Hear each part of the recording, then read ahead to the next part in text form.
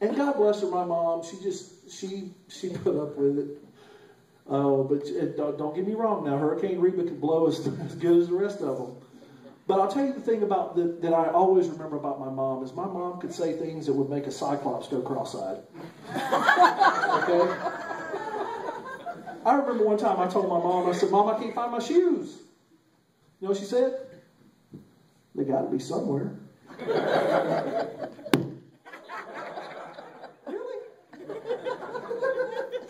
I was worried, Mama, because I thought the balance between matter and antimatter in the universe had been upset, and my shoes had just gone out of existence. But she wanted to reassure me, so she also added, "They didn't just grow legs and walk away." Now, I remember the first time she told me that, I had this image of a pair of disembodied legs walking down the street with my Air Jordans on, and my uncle calling me from across the street saying, "Son, go get your shoes. They're going away again." But, you know, through everything, you know, my mom has always, there's one thing I can say, she's always believed in me. Like a good mom. You know, she's always told me, "Michael, you can be anything you want to be. Do anything you want to do." But she had this feeling that I would make a good teacher. She said, "You're going to touch people's lives." And it took me 20 years to figure it out. But I'm happy to say that I am, in the next couple of weeks, I'll be finishing all of the credential work and become a certified teacher in the state of California. Thank you.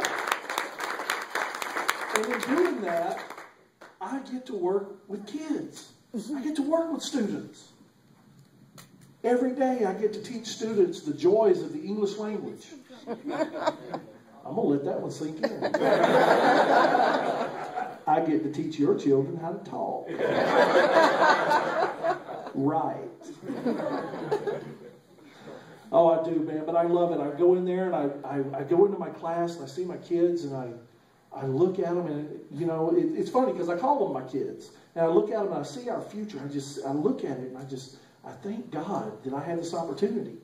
And every day when I walk into my classroom, I look at them and I pray. And I pray, I say, "Dear God, please let the rapture come before we have to rely on these knuckleheads."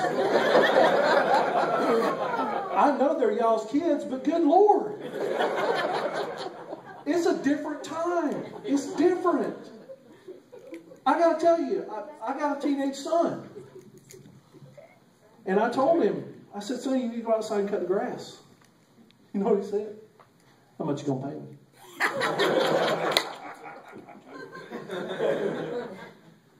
Pay you?